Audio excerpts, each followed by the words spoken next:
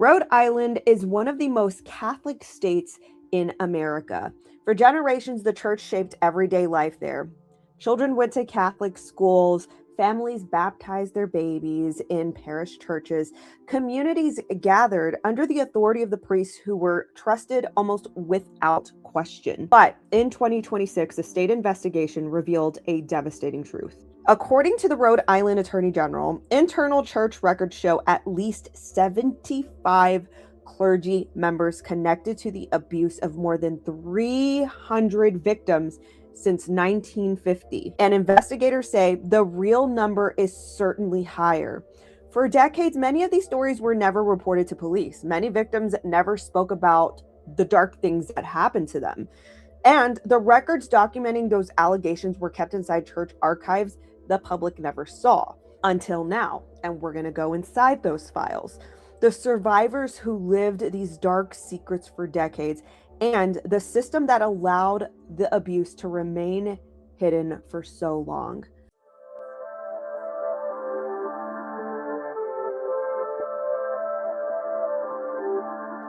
The investigation began in 2019. That year, the Diocese of Providence agreed to allow the Rhode Island Attorney General's office to access church records dating back to 1950. For years, investigators reviewed hundreds of thousands of records. They examined internal diocesan files, police reports, civil lawsuits, and testimony from survivors. What they uncovered was one of the most extensive investigations into clergy abuse in Rhode Island history. At least 75 clergy members connected to abuse allegations involving more than 300 victims. But the numbers tell only part of the story. Investigators also identified patterns about who was targeted, where abuse happened, and how complaints were handled. What these priests did to children is, of course, life-changing and life-lasting. But what the diocese did in response to the allegations in history is striking. And it's strikingly awful. Shuffling around priests to other parishes, dozens of them several times, to potentially hurt more kids.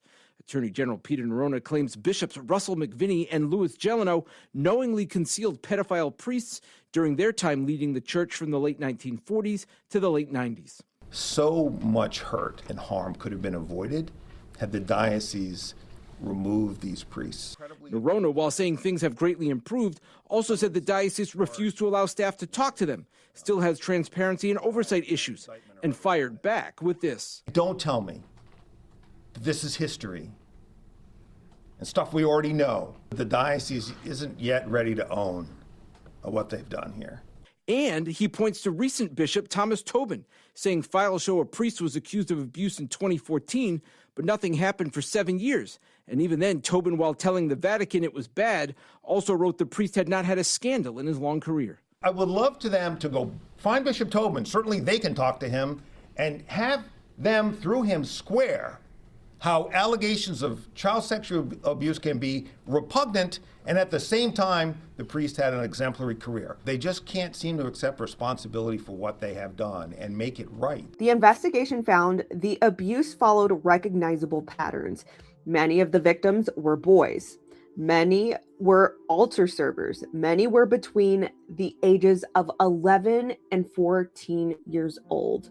And many came from deeply religious families who trusted the church without question. The environments where the abuse occurred were often the ordinary spaces within church life: sacristies, rectories, private counseling sessions. Children were asked to arrive early, stay late after school, help priests with errands. The routines of church life became the opportunities that allowed abuse to happen. And because these environments were trusted, few people suspected danger. One of the most striking findings in the investigation is how long survivors waited to report the abuse. On average, it was about 26 years. That means if a child was abused in the 1970s, they might have not reported that abuse until the early 2000s. And why? Well, because trauma doesn't just always behave like a normal memory.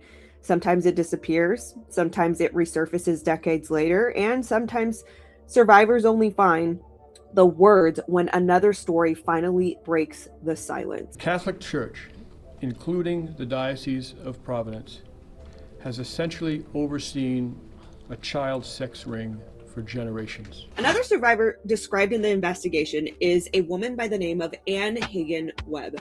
The priest accused in her case was Monsignor Anthony DeAngelis. According to the report, the abuse continued for years. Anne Hagen Webb described crying before school every day.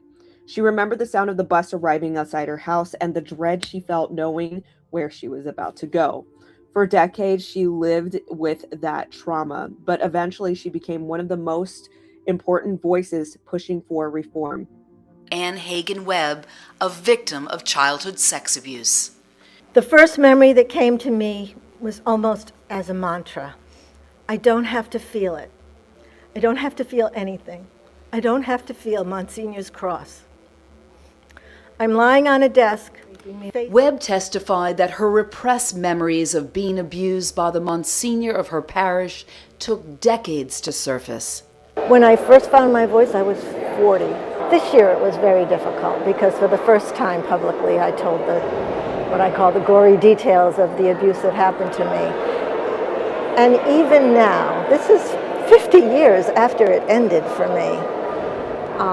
Even now, I had weeks in advance that I was just anxious, not sleeping.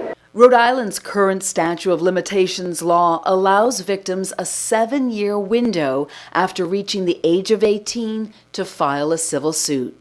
The law stands that once you turn 25, your statute of limitations has run out. And so we're not talking about necessarily cases that are 30 or 40 or 50 years old, although those would be included as well.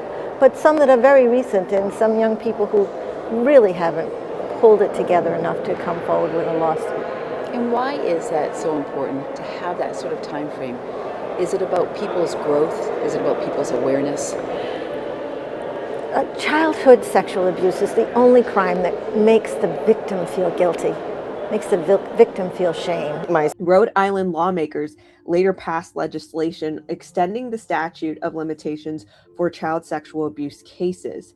They named it Annie's Law. For many survivors, speaking up did not end the trauma. According to the Attorney General's investigation, some of the victims encountered internal church procedures that critics say failed to properly investigate allegations.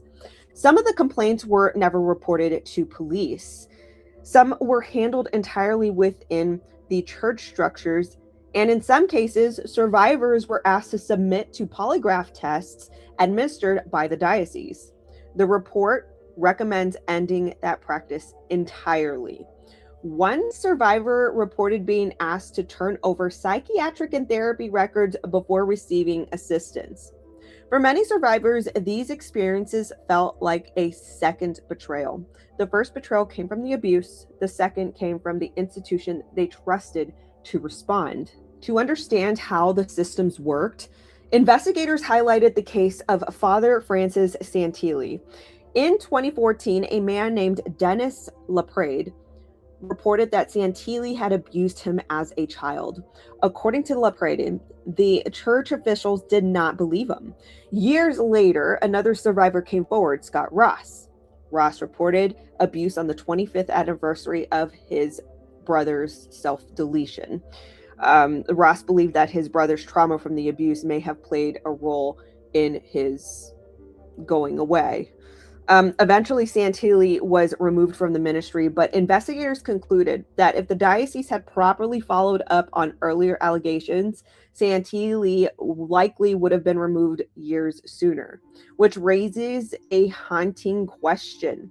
How many victims might have been spared if someone had listened to them the first time? Are accusing the Diocese of Providence of a cover-up. It is the latest in an issue NBC 10 has been investigating for more than a decade. It follows the removal of yet another local priest on abuse allegations, as the I-Team's Katie Davis reports tonight. Katie. Jean, Father Francis Santilli of St. Philip's Church in Greenville has been removed from ministry. That's after a victim came forward recently, but NBC 10 uncovered documents accusing him of abusing children going back to 2012. Hundreds of pages of records first uncovered by the NBC 10 team back in 2012, now raising questions about whether the Diocese of Providence participated in a cover-up. They're covering it up. The Catholic Church is covering it up, protecting them. Now all of a sudden somebody just comes forward and they're credible, and I wasn't. In his statement, Bishop Thomas Tobin said Father Francis Santilli, pictured here on the St. Philip's School website, was removed from ministry this week based on a single allegation of child sexual abuse that happened some 40 years ago. But that's not the whole story. I originally came forward in 2014, and they didn't believe me at the time. And now that somebody else came forward, it's kind of nice to know that he's being held accountable. Dennis Laprade, who was an altar boy under Father Santilli in the 1980s, asked us not to show him on camera. Do you know why they said at that time that they didn't feel you were credible? Yeah, from what I'm told was I refused to take their lie detector test that was going to be performed by the Diocese of Providence, but not by the police. Back in 2013, Rhode Island State Police released this letter to the NBC 10 team, detailing an allegation against Santilli made in 2012.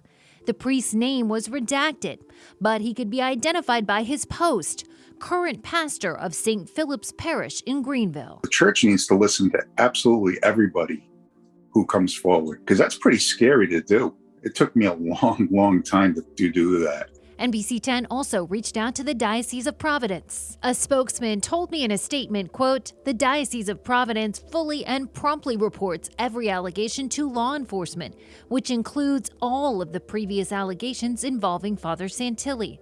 The Diocesan Review Board agreed that none of the previous complaints had been substantiated at that time."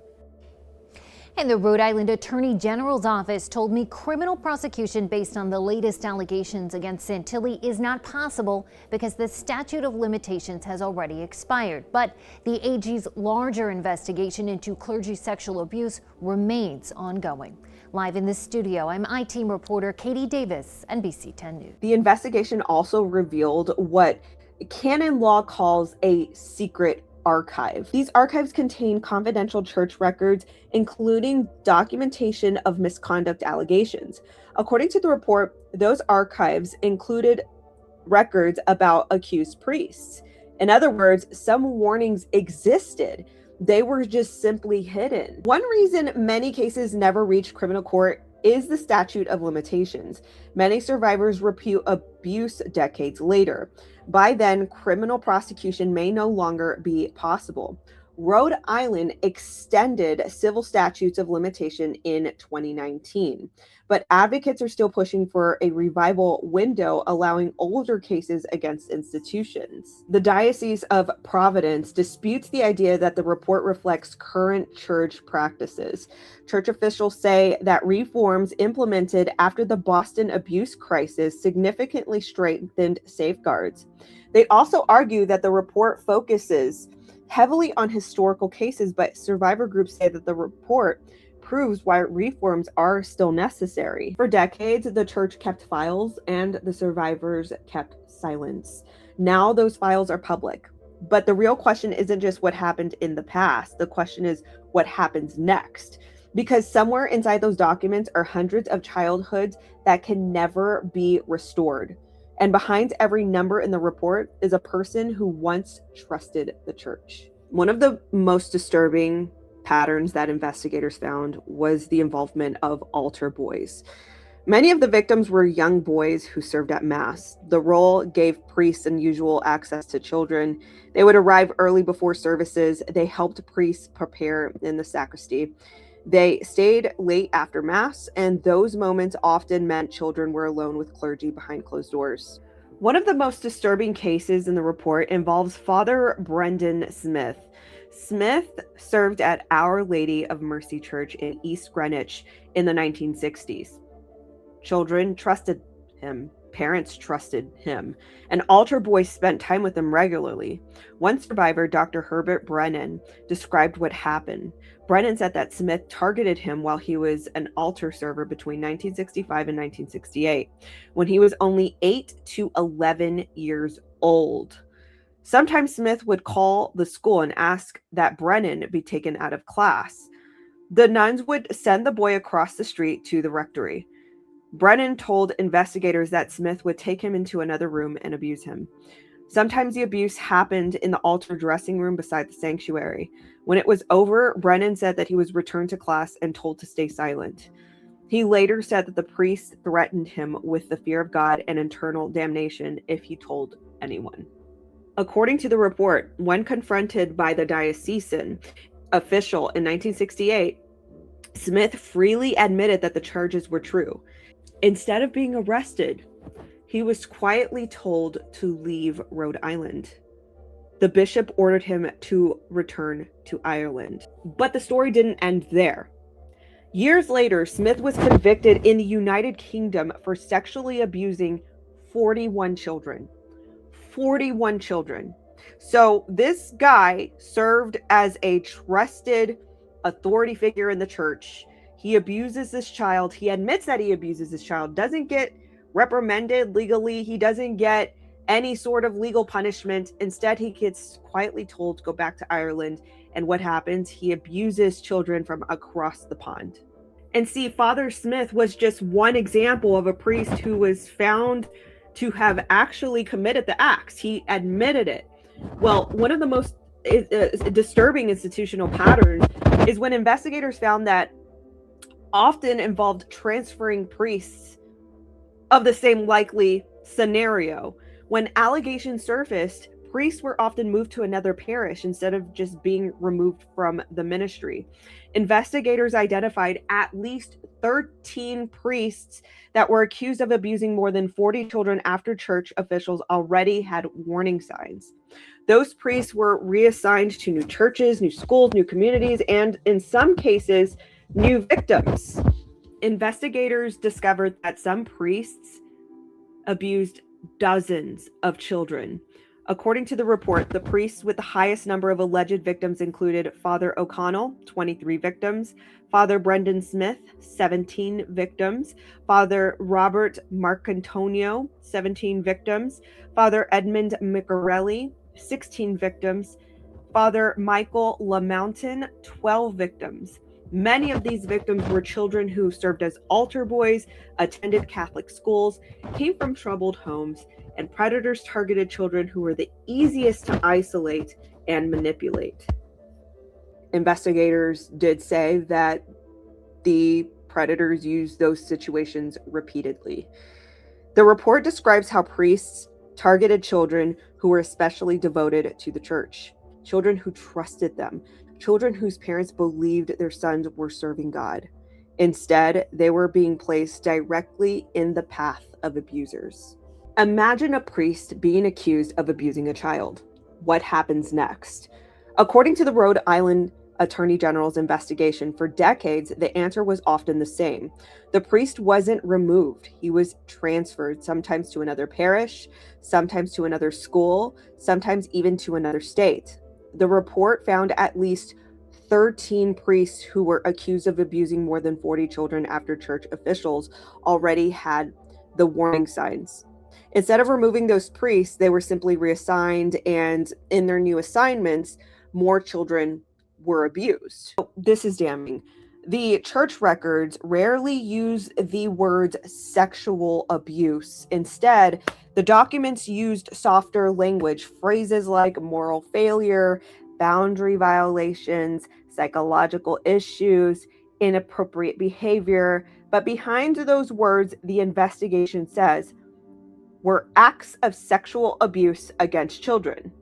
The language made the crime sound less severe, and that language helped hide the reality of what was happening. And for many survivors, this has had a long, enduring effects on their lives. The damage didn't end where the abuse stopped. Investigators documented long-term consequences that followed victims for decades: post-traumatic stress, depression, addiction, broken relationships. Some survivors reported deletion attempts, self-deletion attempts. Others described a lifetime of difficulty trusting authority figures or maintaining intimacy. Many say that their childhoods were stolen. and many believe the church could have stopped it if someone had listened sooner. So I'll tell you that just upon some initial reading of this report and just grabbing a sense of what was going on, this is very appalling to me that this report that released just days ago here in 2026 unleashes decades upon decades of abuse. I mean, we're talking about 1950, and the staggering amounts of children that were not even reported, who were too afraid to even speak up because of whatever systemic hidden cover-ups were in place, systems within the church who kept archives and hidden files. And once again, I'm just appalled. I am appalled that here in 2026, we're learning about another massive cover-up. I believe there was a movie about like some Boston cover-up, and this seems very reminiscent to that, and it makes me want to go watch that movie again and learn about their system of cover-up. It's appalling. It's just shocking. It's shocking that within a community of faith where you should be able to trust your authority figures there, people of faith, people who are professing faith, people who have very noble positions within the church, that they would take that and exploit and abuse their position to abuse some of the most vulnerable in our society, and in this case, children, little boys. So this is very shocking to me. I'm very appalled, and I'm even more shocked that a lot more people are not talking about this story. I mean, this is wild that, again, the amount of children that were mentioned in just this little report. Investigators believe that there are far more children that were abused that just never spoke up, that were too afraid to speak up. I mean, look at the church that covered all this up for so many decades. They had systems in place. You had to submit polygraph tests or psychiatric and therapy medical records to even, get the attention of the authorities in the church to report your abuse. Like, I'm appalled. That's like the best summation of this entire thing. I am appalled that here in 2026 we're discovering decades upon decades of abuse. So anyway, this is the story in a nutshell. Let me know if you've heard about this. I will attach the report actually in my description below if you're interested in reading through it. It is definitely, if you're interested in protecting the vulnerable and knowing how to spot signs within churches, and I don't care what denomination we're talking about here. This just happens to be the Catholic denomination, but I can assure you it happens in every single type of church. I mean, it happens in every single type of church, but there is a certain systematic way of protection that I have seen with the Catholic Church, but that's not to say that any other church doesn't do the same thing. There could be another case just like this, and maybe another denomination that we just don't know about. But once again, I am just appalled that not just, let alone the priests, but the people within the infrastructure of the church would know about this, cognitively know about this, and develop a system to keep it hush hush. Not to repeat myself 1,000 times and play a broken record, but I am just consistently shocked at how humanity we treat each other, especially Christians. So with that being said, let me know what you think in the comments below. Have you heard about this story? Are you as shocked and appalled as I am? Let me know your thoughts in the comments below. Thank you guys for watching this video. Be sure to grab the like, share it with your family and friends, and I will see you guys in the next video. Hey guys, I hope you enjoyed that video. So really quick, I know that some of you may know, or maybe you don't, that years ago I started an anti-trafficking organization called Counter-Trafficking Alliance. And the way that we kicked off our organization was to do market research into the anti-trafficking industry. We wanted to know, what area do we step into? What do we do? Where are the resources needed? And as we did our research, we decided to look into one of the biggest, if not the biggest, resources advertised to victims and survivors of human trafficking. And what we discovered we did not like. That report is available on our website. But ever since we published that report years ago, me and my team were working in the background. We were developing something very exciting, and we are happy to announce that we are looking forward to publish a tool that we've been developing. Now, for years, I didn't openly advertise donations. I didn't push for donations or anything like that, because I knew that we were going to be stagnant for a while. Market research took a long time, development and planning took a long time. And so with that, although we did have minimum costs to at least run a little bit of our organization, I did not put out heavy pushes for donations. But now that we are putting this tool out there, I am happy to announce that this will be us hitting the ground running with a centralized tool that victims and survivors of human trafficking can use, and they can find resources without the gatekeeping. And I am very excited to announce that. So with that being said, we need your help. Now I am pushing. We need your help to run this tool. We need your help to finance, the publishing of this tool. And so I am asking you guys, if it is on your heart, to go to countertraffickingalliance.com/donate and sow into this ministry. We believe that we are going to help so many victims and survivors of human trafficking with something that they can actually use. And, who knows where we're going to go from there, but we foresee that we have some big plans for this. So with that being said, countertraffickingalliance.com/donate. Help us out. We are going to be publishing this, and I will be giving you guys a lot more details very soon. Thank you guys. Bye-bye.